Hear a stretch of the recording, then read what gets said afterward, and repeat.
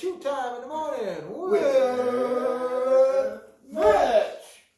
We're here in the kitchen talking nutrition.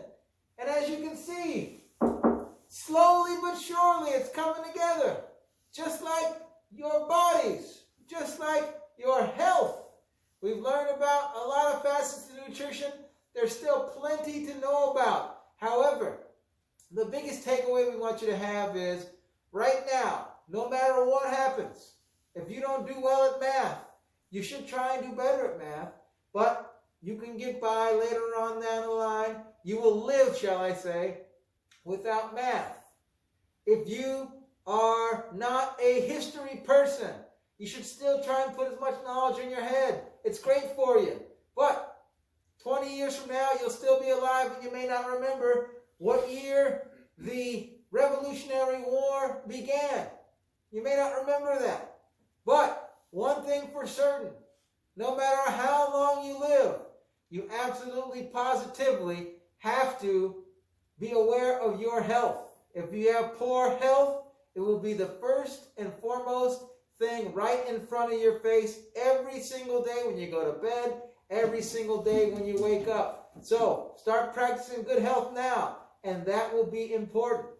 As Mr. Morenhimmick said in an earlier Shoe Time, health and fitness are paramount. Nutrition is key. There are three things: eating the right healthy foods, drinking enough water, exercise, and then of course rest.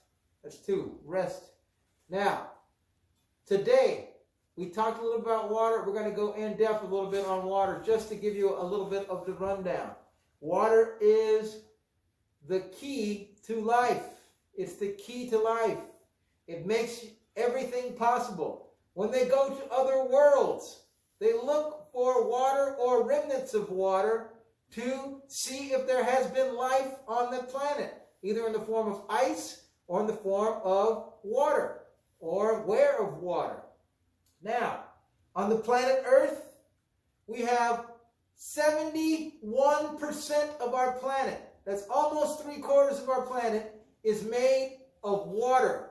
Everywhere, the oceans, the lakes, the ice caps, water is everywhere. 71% of our planet is water. But only 3% of that water is fresh water that is drinkable. Only 3%. Now, if you think about that, it's not a lot. So, we got to make sure we take care of our water sources, not pollute them, and make sure we keep everything that is fresh drinkable. Because if it becomes polluted, we'll be in a problem. All right? Our bodies are made up of water. Our bodies are made up of an immense amount of water. 60% of our total body is water. But certain systems have a little bit more than others. Your muscles, your kidneys are 79% water. 79%. All right? Your bones even, 31% of your bones. Your brain and your heart, 73%. Even your skin, 64% water. You got to make sure you take care of it. An important thing to understand is not only does it help and it builds in our skin, our muscles, our brains, our hearts, our bodies, but it necessitates the function of our bodies, especially digestion and normal regulation. You drink water. As you drink the water down, it goes into your stomach. It disperses into your system and helps your kidneys function regular, helps your liver function regular, helps the digestion process, and many more. And now I'm going to turn the floor over to my man, Mr. Morenhimmick, because he can speak firsthand on how water affects the kidneys. Mr. Morenhimmick? Thanks, Mr. Shoemaker. Well, welcome to another Shoe Time in the Morning with Mitch. I want to talk to you just real quick about the necessity of water. Mr. Shoemaker's giving you some great statistics. I'll give you some practical application to it. I've had kidney stones 2 different times. Now, the first time I had kidney stones, they were painful, very, very painful. I did not take the doctor's advice. I didn't start drinking more water, though. I just drank water when I was, like most people, thirsty. The second time I had kidney stones, a couple of years later, I found myself on all fours crawling up the sidewalk at Kaiser Hospital. Oof. It was so painful. Oof. It was so painful. Now, fast forward, and I get to the crux of the story. The doctor said, you need to drink water not only when you're thirsty, but anytime you pass a water opportunity. In other words, like at Bret Hart, when we're face to face, I usually will stop at every water faucet and take 7 to 15 gulps. I just do it. So I don't drink water just when I'm thirsty. I drink it out of necessity. So yes, most of you can just drink water when you're thirsty, quench that thirst.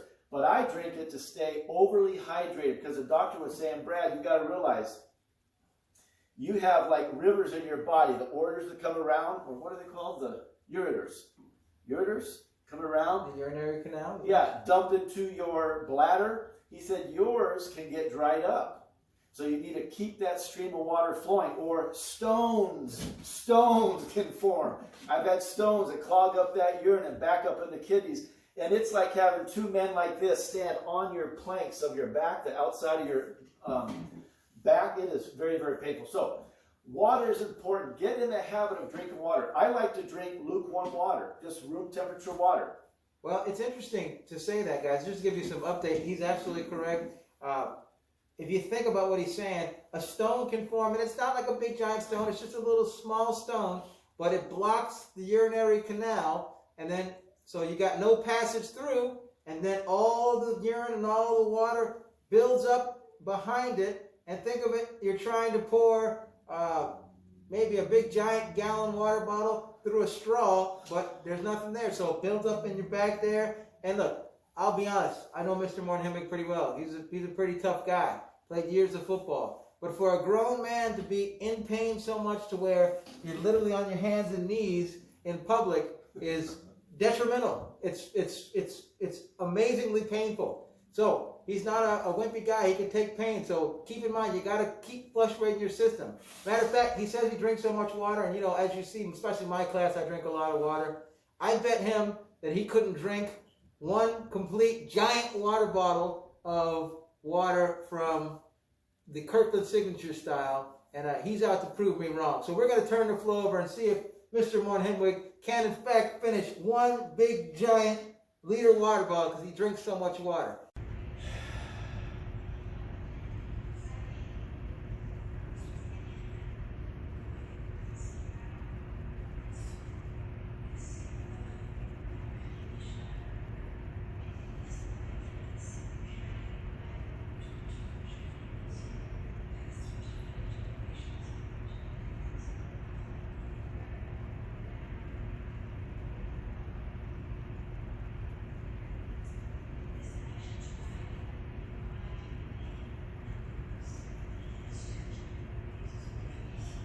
I can't believe the man could drink an entire 1 liter bottle of water. Now, just so you understand how much water that is, that's 2 of the regular bottles, a total of 4 cups in there. 2 cups in a regular bottle, 4 cups in the 1 liter bottle, and the minimum you should drink is 8 cups, depending on your body style. Everybody your age and older should drink at least 8 cups. And depending on your weight, you might need to drink more. You should drink 1 ounce of water per 1 pound of body weight. So if you're a 200 pounder, and we got some big 8th graders out there, you got to drink 200 ounces of water. That's a lot. All right? Now, 8 ounces in a cup, 1 ounce per pound of body weight is what they recommend. Constantly flushing your system. Constantly flushing, making sure your digestion is working, your kidneys are functioning, making sure everything is going the way that it should be. But no matter if you weigh 50 pounds, you still need to drink at least 8 cups of water. Mr. Morton-Hemmick? Sticking on the theme of water, let's just jump tracks just a little bit. Guys, I have a question for you. What is your favorite memory of water? For me personally, it's growing up. in my backyard, at my mom and dad's house, we had a peanut-shaped pool with a diving board and a little love seat there. We would play all kinds of games in that pool. We would play tag, where you had to hold your breath and another person would be on a boogie board and he would just kind of shadow you, and eventually you'd have to come up for air. But you'd learn to do flips and turn him around. It was just so much fun. Then we'd get out and play wiffle ball and we'd play darts. So probably my most fond memory of water, other than drinking it, is the pool in my mom and dad's backyard. Marco Polo! We did that too, Marco Polo. For me, it's Hawaii. When you go to Hawaii, I imagine probably half the class already has, in my class at least. I mean, it's amazing how many kids actually go to Hawaii. When you go to Hawaii, you gotta snorkel. You have to, because you get into this big, beautiful, clear, blue ocean, and you look down 8, 9, 10 feet, and you can see the sand on the bottom. And then all of a sudden you see these beautiful colored fish shooting right by you. And then you look around and you see huge turtles, this huge turtles swimming with their fins going through the water. And I'm telling you, I've shadowed turtles before. I've swum with them as they swim, and oh, there's no feeling like it.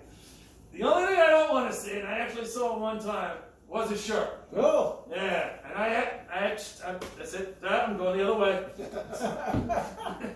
But if you go to Hawaii, you got to snorkel. Case closed, because it is so much fun. Mr. Shoemake.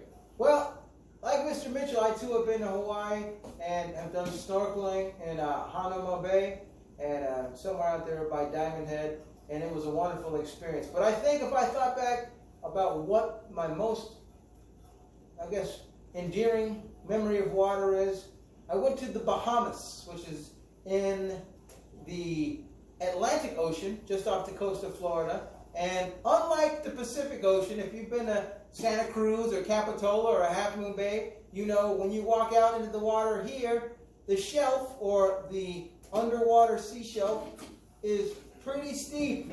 You walk out 20 feet and you're probably over your head in water. On the East Coast, because of the way that the shelf is there, you can walk out 500, 600, 1,000 yards and still be, in some places, only waist deep. It's just a different dynamic depending on where you are. And the Bahamas is one of those places. I remember I was probably a little bit younger than you are, maybe 6th grade, maybe 5th grade, and we went to the Bahamas. And I was just walking out, and I was so used to out here, that I'm just going to walk out to about neck height and just kind of hang out there and enjoy the water. And I walked out, and I must have walked about 1,000 yards out, and the water was my chest. I turned around, and I couldn't believe how far I was away from the mainland. I had a few people around me, but literally we're talking almost from the Bret Hart pool, maybe to past the Leland football field. That's how far it was, maybe even farther than that. And I was just me out there, peaceful. It was clear water. You could see the white sand at the bottom of the ocean. You could see the tropical fish swimming.